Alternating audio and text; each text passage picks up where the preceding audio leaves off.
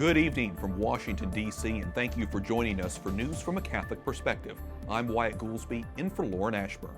We must forgive the bishops. It's probably the last thing you would expect to hear from a victim of clergy sex abuse. But that's exactly what the man who claims Archbishop Theodore McCarrick abused him for nearly 2 decades tells me. I spoke one-on-one with James Grein in his first interview since revealing his identity to the public. He says the disgraced archbishop shattered his trust, but he also says it didn't destroy his faith. I didn't see him every day, but every day I saw him, he abused me. 60-year-old James Grein says it's difficult to relive the painful memories of abuse.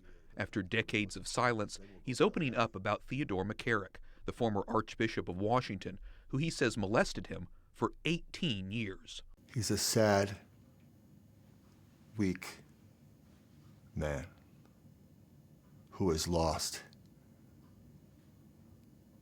his faith in Jesus Christ.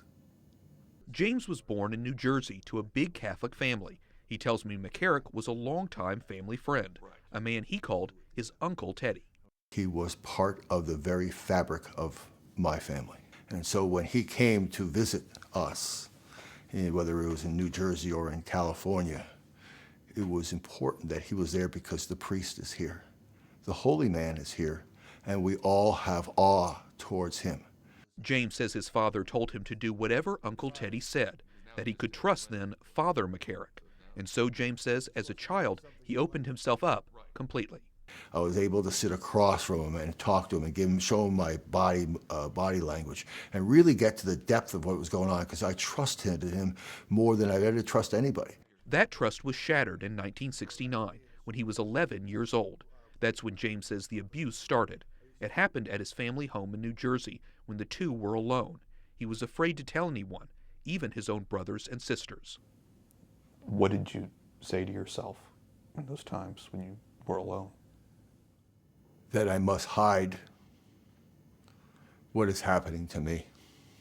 I cannot tell anybody, and I have to protect myself from anybody else, because if this man's doing it to me, how many others are going to do this to me if I open my mouth? And I cut myself off from God, from other human beings,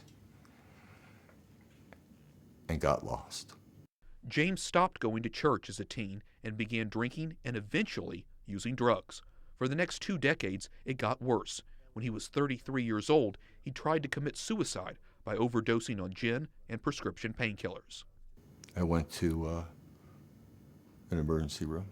They said to me that they had somebody for me to talk to. I was afraid, but I did. The person on the other end of the phone said, 10 years ago, I did the exact same thing you did tonight. And today, I live happy, joyous, and free.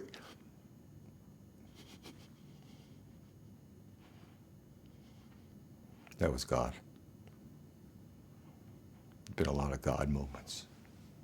It was then, in 1991, that James stopped drinking and doing drugs and started praying again. He stopped speaking to McCarrick and began a path to recovery. James hopes to lend his voice to other victims of abuse and addiction and let them know they're not alone. As for the now disgraced Archbishop, I pray for him every day so that he may feel the need to repent, to just tell the truth. James tells me he's disappointed the U.S. bishops won't be taking any action on clergy sex abuse for the moment. He says the bishops are not being held accountable. If you're the victim of clergy sex abuse, contact the National Abuse Hotline. It's 800-656-HOPE. It's run by an organization called Grein.